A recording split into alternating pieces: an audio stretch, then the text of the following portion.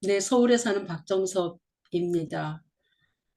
아, 유덕준 형제님께서 담화가 뭐냐, 거기에 맞춰서 찬양을 하겠다 그러고 일주일 전부터 재촉하셨거든요. 근데 정말 너무 좋은 찬양을 해주셔서 정말 감사합니다. 정말 가을 분위기 나네요. 기타 소리와 함께. 예, 담화 시작하겠습니다. 오늘 사회자가 현대인의 성경 읽으셨는데요. 여기 이제 지명이 좀 덜어 나와요. 네. 현대인의 성경과 세번역은 아람을 시리아로 번역했는데요. 저는 그냥 개역개정 중심으로 아람으로 그렇게 얘기를 하겠습니다. 제가 오늘 본문으로 제시한 것 이외에 성경을 여러 군데 읽으려고 합니다. 주로 이제 13장이 주로 되겠지만요. 앞뒤 10장하고 14장을 좀 읽으려고 하는데요.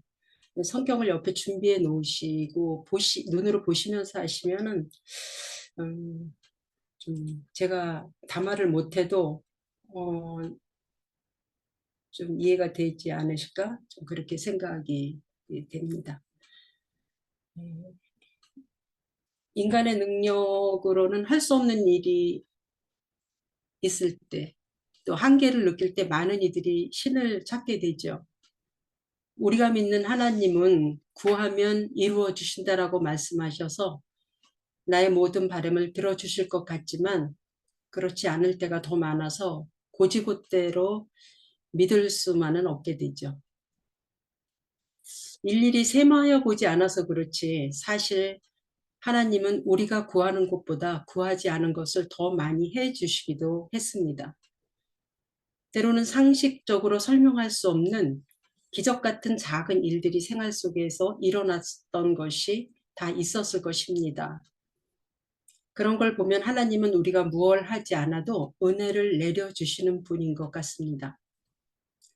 또 건강을 위해 준비하지 않은 사람에게 기도만 한다고 저절로 건강하게 해주시지 않고 노력한 만큼 건강을 주시기도 하셔서 행한 만큼 셈하시는 분인 것 같이 여겨지기도 합니다. 사람이 무엇을 할 수 있는 것이 없고 오직 주님의 은혜로 구원받을 수 있다고 말하는 사람과 하나님이 계획하셔도 사람의 실천에 따라 그 계획이 변경된다고 주장하는 사람을 보게 됩니다. 여기서 말하는 구원은 죽어서 천국 가는 구원만이 아니라 사는 동안 하나님이 회복해 주시고 보호하시고 인도하시는 등 하나님이 함께 하시는 것을 말합니다. 열왕기 하를 묵상하면서 몇 구절의 눈이 멈추었습니다. 오직 주님의 은혜로 구원하셨다는 것과 하나님이 계획하셔도 사람의 순종에 따라 계획을 수정하신 이야기입니다. 이렇게 상충하는 것 같은 문장을 접하게 되면 그럼 어쩌란 말이지? 어디에 적용점을 두어야 하지? 라고 반문하게 됩니다. 오늘은 성경 열왕기 하를 몇 군데 읽으면서 진행하려고 합니다. 먼저 10장 28절부터 30절까지 한번 보겠습니다. 제가 읽겠습니다. 예후가 이와 같이 이스라엘 중에 바알을 멸하였으나 이스라엘에게 범죄하게 한 느밧의 아들 여로보암의 죄, 곧 베델과 단에 있는 금송아지를 섬기는 죄에서는 떠나지 아니하였더라. 여호와께서 예후에게 이르시되 내가 나보기에 정직한 일을 행하되 잘 행하여 내 마음에 있는 대로 아합 집에 다 행하였은즉 내 자손이 이스라엘 왕 위를 이어 4대를 지내리라 하시니라. 이스라엘이 남유다와 북이스라엘로 나누어지고 난 후 북이스라엘 여로보암 왕은 백성들이 예루살렘으로 예배하러 가지 못하게 하려고 북이스라엘 지역 베델과 단의 금송아지 형상을 만들어 그것에 예배하게 했었습니다. 하나님을 대신하여 세운 것이지요. 본문 28절에 나온 것 같이 후세의 왕인 예후는 바알은 멸하였으나 금송아지는 그대로 두고 섬겼습니다. 어떻게 보면 풍요를 준다는 바알과 물질주의, 배금주의를 지향하는 금성화지를 섬기는 목적이 별반 다르지 않은데 바알만 없앴다는 것은 정치적인 목적과 탐욕은 아직 남겨두었다는 것입니다. 그러나 성경 저자는 예후를 여호와 보기에 정직하게 잘 행하였고 하나님 마음에 들도록 했다고 평가했습니다. 반쪽 순종에도 하나님은 선물로 4대까지 왕위를 보장하셨습니다. 어떻게 하면 잘한 것을 계산해 줄까 하고 대기하시는 하나님인 듯 느껴지죠. 그리고 오늘 본문, 아까 읽은 오늘 본문 4절에서 보면 여호아하스 왕이 하나님께 간구했다고 했습니다. 하나님께 간구하지 않던 여호아하스 왕이었습니다. 북왕국에서 왕이 하나님께 간구하는 것은 극히 이례적인 일입니다. 하나님은 여호아스의 간구를 들으시고 구원자를 보내시어 아람 손에서 이스라엘을 구원하십니다. 여호아스가 회개했기 때문이 아닙니다. 하나님은 그들이 괴로워하는 것을 참으실 수 없었기 때문이었습니다. 여호아스는 우상 숭배자이지만 하나님은 그의 간구에 응답하시고 이스라엘은 완전히 멸망해서 구원을 받습니다. 그 다음 13장 22절하고 23절 읽겠습니다. 여호아스 왕의 시대에 아람 왕 하사엘이 항상 이스라엘을 학대하였으나 여호와께서 아브라함과 이삭과 야곱과 더불어 세우신 언약 때문에 이스라엘에게 은혜를 베풀며 그들을 불쌍히 여기시며 돌보사 멸하기를 즐겨하지 아니하시고 이때까지 자기 앞에서 쫓아내지 아니하셨더라. 이스라엘이 잘해서가 아니라 오직 하나님이 족장들과 맺은 언약을 기억하신 결과입니다. 그동안 북이스라엘에는 항상 조건성이 원칙이었습니다.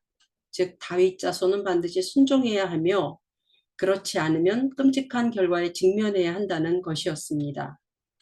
그러나 여기서는 아브라함 언약을 제시하며 하나님이 특별히 은혜를 베푸셨다는 사실을 강조하고 있습니다. 그 다음에 14장 24절부터 27절을 보겠습니다. 여호와 보시기에 악을 행하여 이스라엘에게 범죄하게 한 느밧의 아들 여로보암의 모든 죄에서 떠나지 아니하였더라.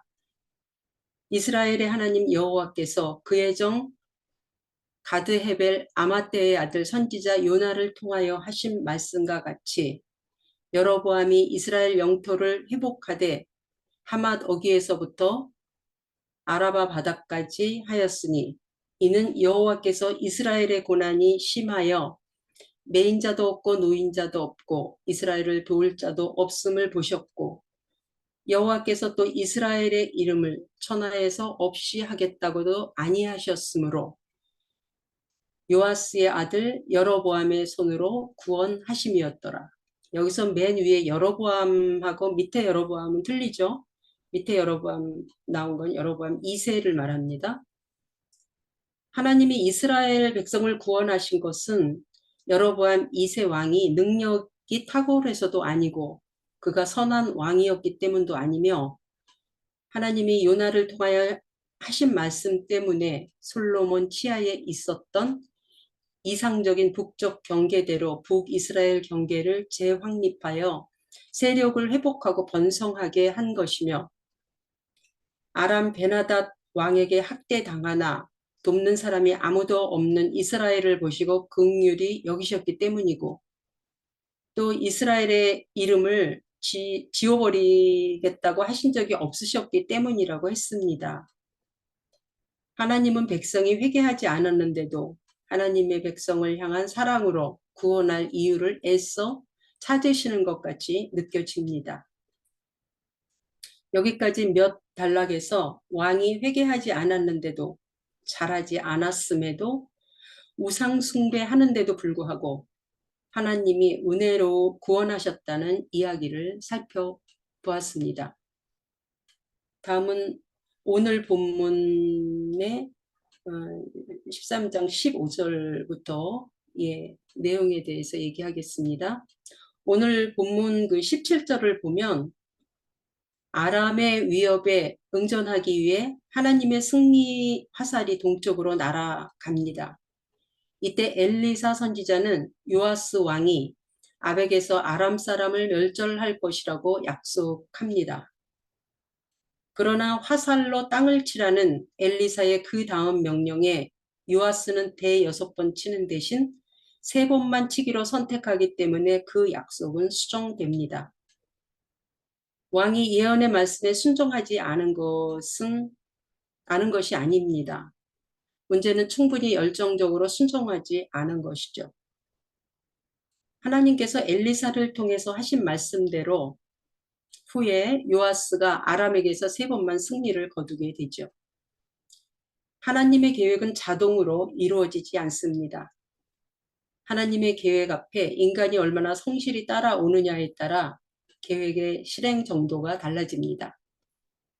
엘리사가 요아스에게 보여준 상징 행위가 이를 잘 보여줍니다. 요아스의 약한 의지 탓에 아람을 멸절시키겠다는 하나님의 계획은 수정됩니다. 이렇게 하나님은 자신의 계획을 일방적으로 밀어붙이지 않으십니다. 그의 백성의 반응을 보시며 진행하여 가십니다. 우리의 반응과 상관없이 하나님이 우리를 향하신 뜻을 이루어 가지 않으신다고 자동문처럼 하나님의 뜻이 펼쳐지지 않는다고 말하고 있습니다. 하나님이 구원하시는 경우에 대해 관점에 따라 여러 가지로 나눌 수 있지만 오늘 제시한 성경을 토대로 2가지로 구분해 보겠습니다. 첫째는 하나님은 조건 없이 은혜로 구원을 베푸신다는 것입니다. 그 이유는 하나님이 하신 언약 때문이며 그의 백성을 긍휼히 여기시는 사랑 때문입니다. 또 하나는 하나님의 말씀을 따라 순종하면 구원하신다는 것입니다. 인간의 반응, 즉 순종에 따라 하나님의 계획은 수정하여 진행하신다는 것을 보여주었습니다. 그럼 우리는 어떤 말씀을 붙들고 살아야 할까요? 어떤 말씀을 적용하며 살아야 할까요? 내가 할 수 있는 것은 아무것도 없고 주님이 알아서 다 하실 것이니 기도만 하고 주님의 은혜를 기다리며 살아야 할까요? 주님 말씀에 순종해야 구원하시니 최선을 다해 순종하려고 노력해야 할까요? 기독교인들에게 흔히 듣게 되는 아무것 안 해도 기도하면 하나님이 다 해주셔. 주님의 은혜가 있어야 해 하면서 종교성에 빠지는 신앙인이 될 수도 있고 하나님보다 나의 능력을 믿어 인본주의로 흐르는 교만한 사람이 될 수도 있다고 생각합니다. 여러분은 이 둘 중에 어떤 것을 선택하시겠습니까? 성경은 2가지 다 하나님의 속성으로 이야기하고 있는 것을 볼 수 있습니다. 어느 한 가지만 주장하며 옳다고 믿으면 하나님을 오해하게 되는 거죠. 흑백 논리에 익숙한 문화에서 성장하다 보니 어느 한 가지만 옳다는 생각이 들게 됩니다. 어느 한쪽으로 치우치는 신앙은 아닌지 나 자신을 점검하게 됩니다. 하나님이 은혜 주신다는 것을 확신하며 의지하는 동시에 하나님이 계획하셨어도 사람이 반응, 즉 순종하지 않으면 하나님의 계획은 이루어지지 않는다는 믿음으로 성실하게 실천과 노력하는 것이 하나님을 신뢰하며 사는 것이 아닐까 생각합니다. 이상입니다. 네. 오늘 담화 잘 들었습니다. 담화 듣는 중에 2가지 의문이 생겼는데요. 이제 열왕기 상하를 잘 보면, 뭐 역대기 상하도 마찬가지지만, 그 왕들의 치적을 적어 놓을 때, 그러니까 선한 왕이든 악한 왕이든 그 왕들이 출현할 때의 배경이 없어요. 배경 설명이 없어요. 이를테면 악한 왕이 왜 악했는지, 물론 이제 그 뒤에 산당을 없애지 않은 그런 악행을 행했지만 그거 외에 그 사람이 선한 왕이 될 수 있었던 배경, 아니면 악한 왕이 될 수 있었던 배경에 대한 설명이 없어요. 그래서 저는 항상 저기 요번에 그 열왕기 하를 묵상하면서 계속 그 의문이 들었는데 찾아볼 수가 없어요. 그래서 그 이유가 뭘까? 그러면 그 부분에 대한 우리들의 이해는 허락되지 않은 건가? 그러니까 단순하게 선한 왕, 악한 왕 나오고서 뭐 그 사람들 치적에 대해서는 별로 언급이 없어요. 그냥 역대 지략에 기록되지 않았느냐. 그 다음에 나쁜 일 한 것, 아니면 산당을 제했던 일들을 했던 것에 대한 설명만 나와 있거든요. 그거의 의문을 어떻게 해석할까? 그 다음에 두 번째 의문은 하나님의 계획을 인간이 믿음으로 순종함으로 이루어진다라고 말씀하셨는데, 그러면 하나님의 계획은 우리 인간이 만약에 순종하지 않으면 안 이루어지는 건가? 그러니까 그 범위가 어디까지인가? 그러니까 그 경계가 어디까지인가? 하나님의 계획이 실현될 수 있는 인간의 역할이 과연 순종인가? 그럼 순종하지 않으면 하나님의 계획은 안 이루어지는가? 이렇게 두 가지 질문이 있습니다. 네, 저는 그 역대 그다음에 열왕기 그 말씀 들을 때마다 그 교육에 관한 생각을 많이 하게 됩니다. 그게 무슨 말씀이냐면 이제 제가 쭉 자라나고 결혼을 하고 그 아이를 낳게 되면서 생각했던 게 뭐냐면 '아이를 어떻게 기를 것인가.' 그 고민을 많이 하게 되고 정말로 중요한 것은 이제 우리가 삶을 통해서 보여주는 교육이 굉장히 중요하기 때문에, 또 그렇게 전도하는 것이 가장 효율적이기 때문에 아이들을 잘 낳아서 잘 교육시켜서 제대로 된 전도를 해야 되겠다라고 그렇게 생각을 하고 결혼을 하고 아이를 낳아서 길렀습니다. 그런데 이제 지금 셋을 거의 다 이제 장성한 상황에서 느낀 건 뭐였냐면 철저히 실패했다는 겁니다. 철저히 실패했다. 그래서 교육 무용론을 저는 이제 이야기하고 있거든요. 결국 아무 소용없다. 정말로 어 교육 제대로 시키는 거, 그다음에 제대로 부모가 돼서 보여주는 거, 물론 제대로 못 보여줘서 이렇게 되는지도 모르겠습니다. 그랬는데 나름 열심히 이렇게 살고 삶을 보여주면 아이가 그것을 따라서 잘 배울 거라고 생각을 했는데 전혀 그렇지 않더라는 거죠. 물론 이제 부모가 보여주는 데 한계가 있고 그것이 전부가 아니고 학교나 사회, 친구들을 통해서 보는 것, 배우는 것이 많기 때문에 그런지도 모르겠습니다. 그런데 정말로 그것을 보여주는 게 열왕기나 역대 이야기라는 거죠. 그게 무슨 말씀이냐면 선한 왕. 아 물론 우리가 아는 대로 열왕기나 역대에서 말하는 선한 왕이라고 하는 것은 하나님께 순종하는 왕입니다. 그리고 악한 왕이라는 것은 하나님께 순종하지 않는 왕이 악한 왕이죠. 그런데 악한 왕, 아까 이제 그 배경에 대해서 유덕준 형제님 말씀하셨는데 배경은 별로 이야기하지 않아요. 배경 이야기하지 않고 악한 왕이 선한 왕을 낳기도 한단 말입니다. 그리고 또 아버지는 선한 왕인데 자식이 악한 왕이 나오기도 해요. 그러니까 선한 왕은 선한 왕 밑에서는 선한 왕이 나오고 악한 왕 밑에서는 악한 왕이 나오는 것이 자연스러운 교육의 원리 일 것 같은데 그렇지 않다는 거죠. 쭉 내용을 전체적으로 읽어보면 선한 왕 밑에서 악한 왕이 나오기도 하고 악한 왕 밑에서 선한 왕이 나오기도 하는 거죠. 그러니까 그게 그런 얘기 하잖아요. "아버지가 술을 많이 마시면 자식도 술을 많이 마신다. 배워서 그렇다."는 말도 하고, 하도 질려서 아버지가 술고래에 하도 질려서 '난 술 마시지 말아야 되겠다.'라는 그 그 깨우침이랄까? 그것 때문에 술을 안 마시게 됐다. 뭐 그렇게도 이야기를 하는데 어쨌든 선한 악 밑에서 악한 악 나오고 악한 악 밑에서 선한 악 나오고 이런 걸 보면 교육이라는 것이, 보고 배운다는 것이 그렇게 무의미하다. 어 무의미할 수 있다. 어쩌면 악하고 선한 것은 타고난다는 생각을 하게 되는 거예요. 그래서 저는 나름 제가 이제 제 자식들을 보면서 또 저희 아버지의 아들들인 저희 형제들을 보면서 느끼는 것은 교육 의미 없다. 악한 놈은 아예 아주 싹수 노랗게 나오고 착한 놈은 악한 아버지 밑에서도 착하게 나오고 그러더라. 그런 생각을 하게 됩니다. 네, 여기까지 하겠습니다.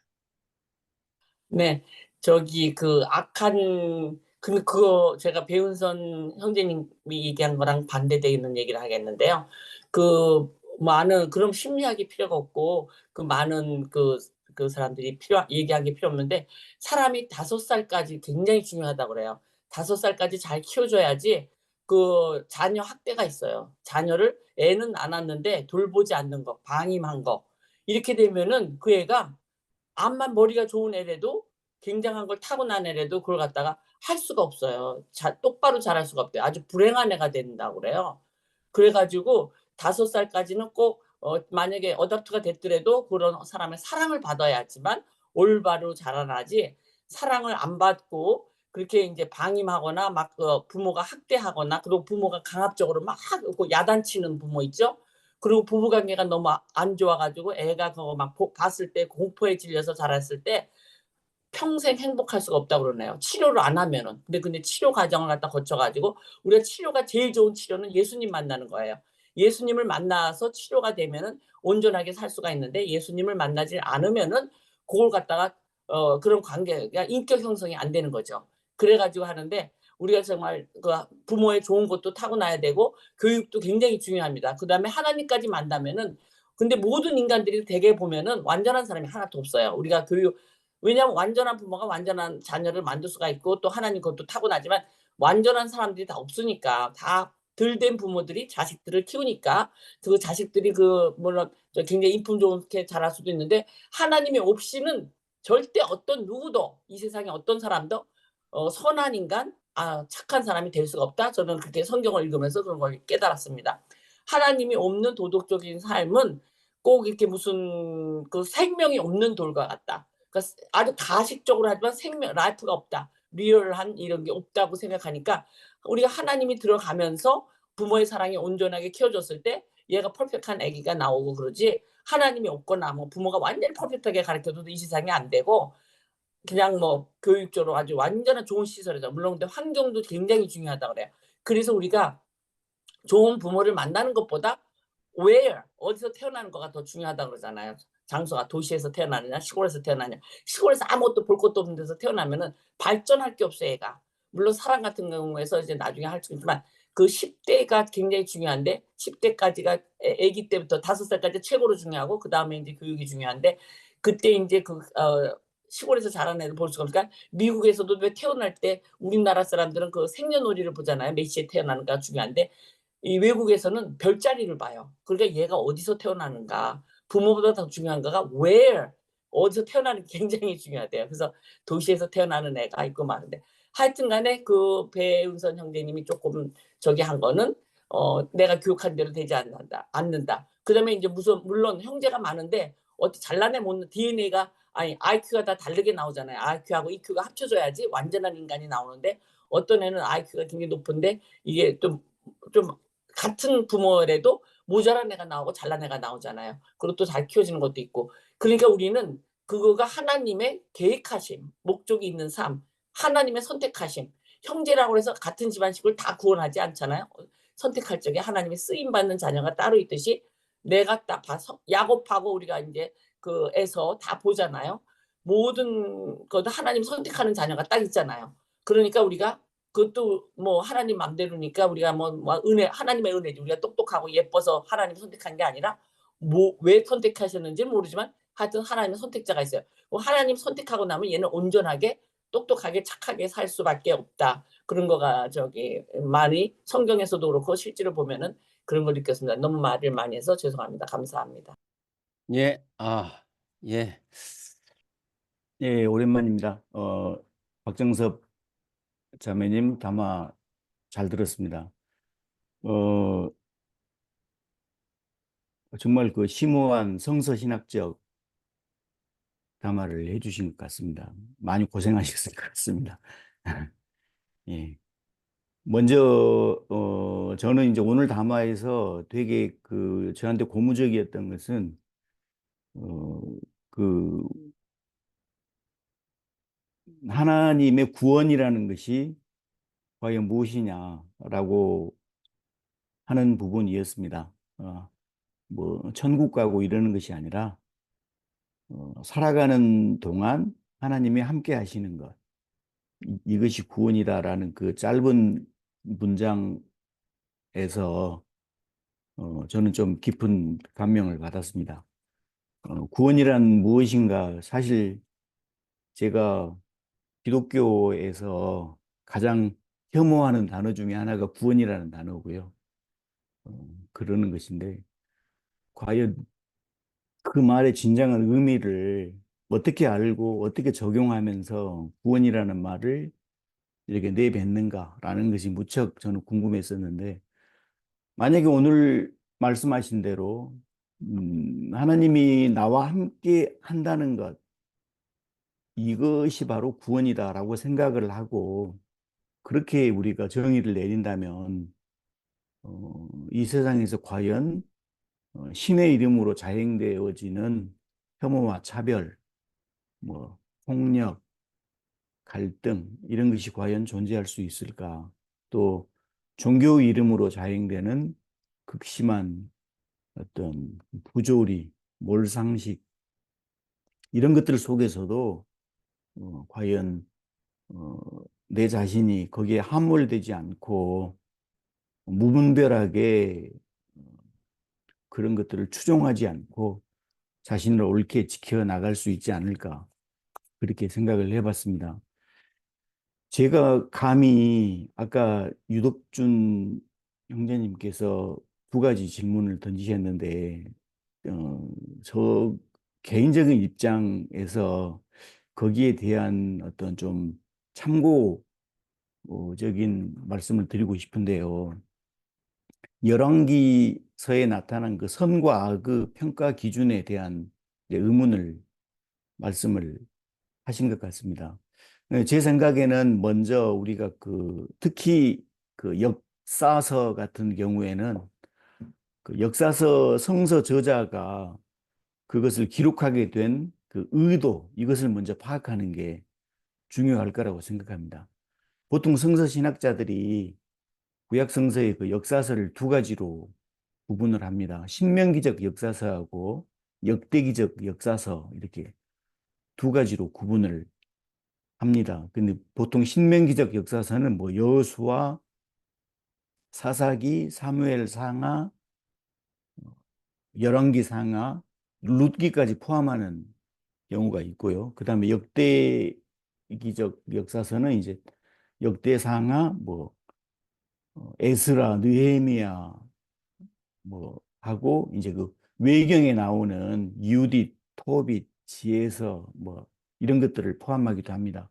그런데 아마 이제 그 신학자들이 구분할 때 신명기적 역사서는 이제 과거를 비판함으로써 그 현재의 불행과 원인 그것을 이제 과거를 비판함으로써 그 원인을 찾자는 거죠. 현재 우리가 왜 이렇게 불행하게 사는가 거기에 대한 그래서 약간 과거지향적인 고발이라고 볼 수가 있을 것 같고요. 그다음에 이제 역대기적 역사서에서는 이제 포로 귀환 이후에 그 절망적 상황에서도 신의 구원은 역사는 계속된다는 거 그걸 강조하면서 뭐 다윗 왕조의 정통성을 또 강조하는 것이 목적이라고 생각합니다. 그래서 이 목적에 의해서 이 역사서가 쓰여졌다는 것을 감안을 하고 읽어보면 선과 악가 뭐 선한 왕, 악한 왕 이것이 전혀 뭐 나라를 어떻게 다스렸고 뭐 백성들을 나라를 어떻게 부강하게 했고 백성들을 얼마나 편안하게 했는가와는 전혀 거리가 멀다라는 것도 아마 깨달을 수 있을 것 같습니다. 감사합니다. 네, 안녕하세요. 오늘 그 박정섭 자매님 얘기 잘 들었습니다. 저는 늘 그러거든요. 우리가 행함이 우리 신앙인으로서 중요하다, 상당히 중요하다는 얘기를 늘 저도 공감하는 부분이고, 행함이 없는 믿음, 과연 그게 얼마나 도움이 될까? 우리가 사랑하지 않으면 과연 우리가 신앙인으로서 믿음이 있다고 주장할 수 있을까 하는 생각도 늘 하고 있는 사람이라서 그 부분에서 저는 많이 공감하고요. 오늘 말씀에 순종이라고 했던 것이 과연 순종하고 불순종의 차이가 무엇일까 하는 거에 대해서 한번 질문을 다시 한번 던져봤어요. 근데 여기에서 보면은요, 아까 막대기로 화살로 3번 두드리거나 6번, 대여섯 번을 두드렸어야 되는데 아마도 이건 불순종이라기보다는요, 제가 이 불순종이라고 하는 표현이 어떻게 됐을까 싶어 보면 하나님의 말씀을 이해하지 못했다는 생각이 들어요. 알지 못했다. 올바르게 하나님께서 우리에게 하고 계시는 그 말씀을 그 선지자 엘리사가 거기에 와서 했던 말을 이해하지 못했다. 정확히 알았으면 자기가 6번째 해서 그렇게 해서 6번 전쟁에 이길 수 있다고 생각했으면 반드시 6번 두들겼을 거라고 생각합니다. 근데 대충 해도 된다고 생각했기 때문에 하나님의 뜻을, 하나님의 의미를 대충 알았기 때문에 그런 것이기 때문에 그러지 않았을까 싶어요.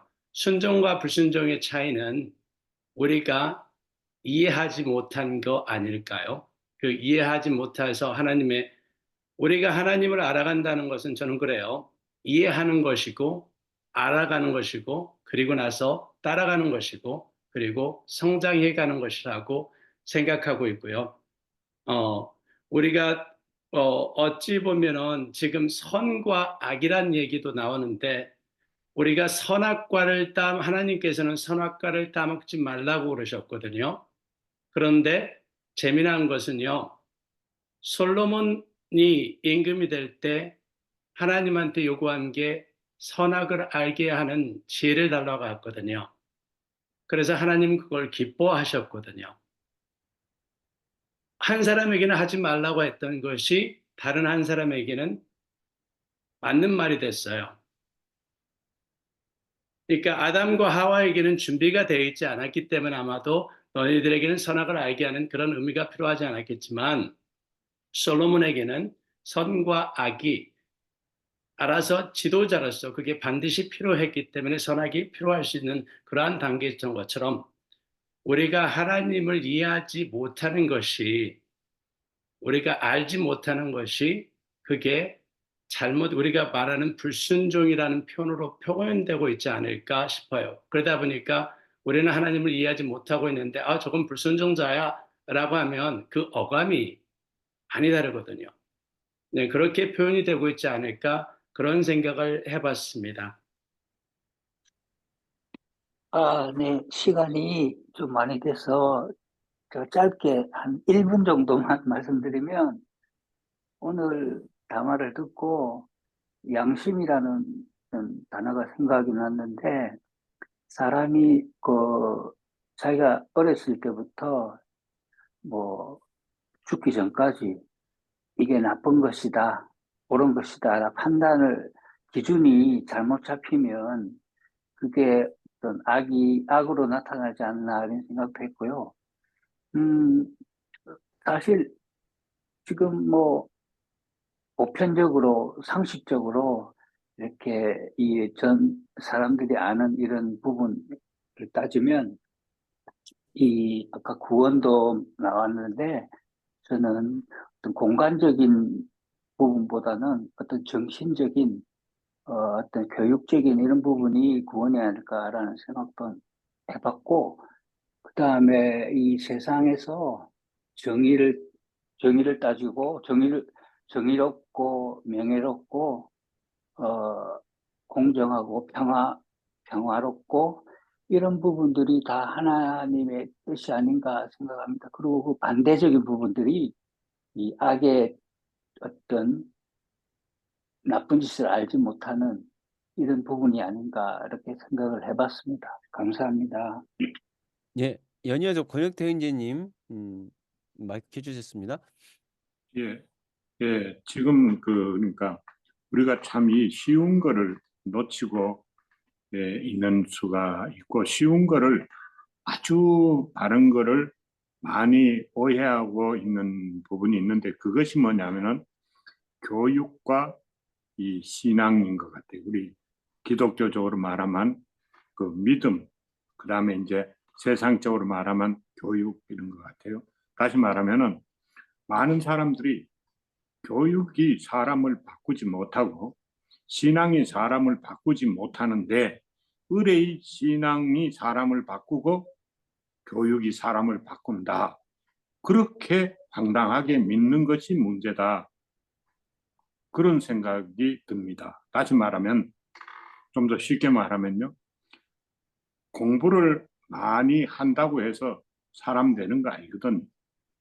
사람 된 사람이 공부를 해야 되는 거죠.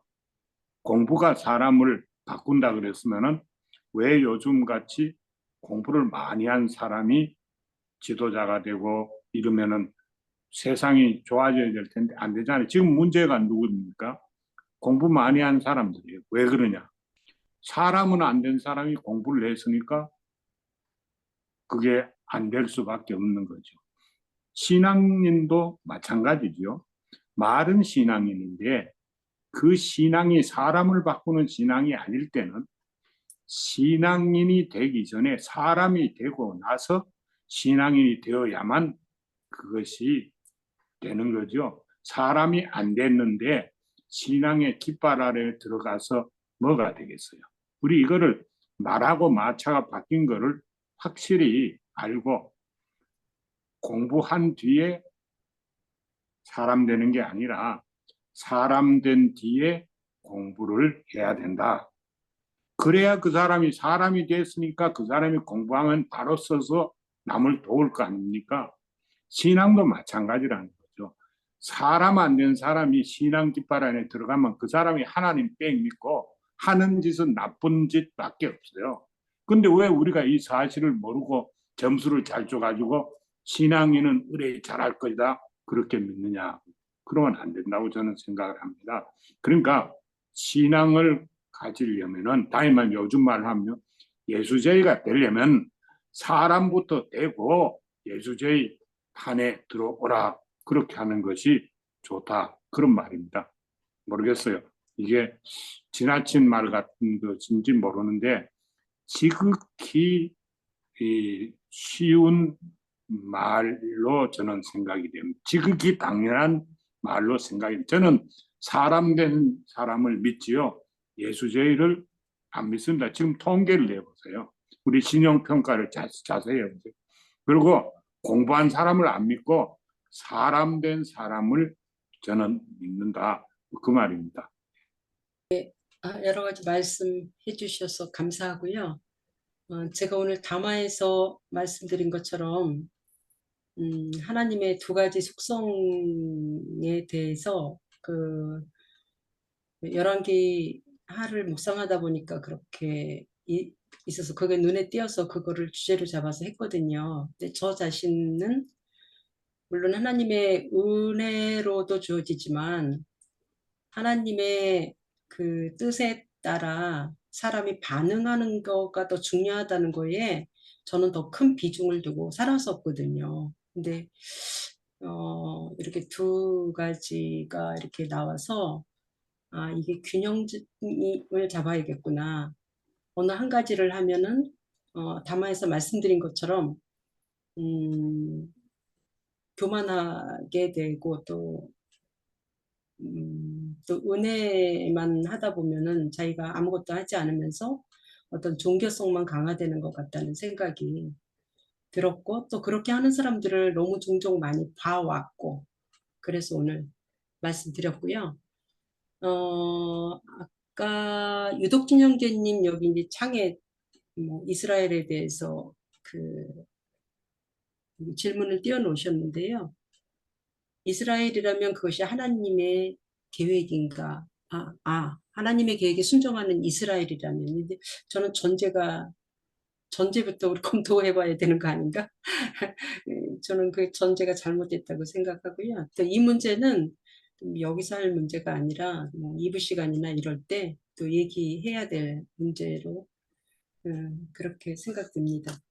네, 저는 뭐 신학 이런 건 잘 모르고요. 그냥 그때그때 묵상하면서 제가 느끼고 깨달은 거, 새로 깨달은 거, 그런 것들을 이렇게 말했는데, 아까 김웅재 형제님이 말씀해 주신 것처럼 그런 것들을 알고 더 성경을 읽으면 더 많이 담화를 더 잘할 수 있겠다 이런 생각이 들었는데 그런 공부를 했지만 그때 공부하고 까먹어가지고 제대로 제가 하지 못합니다.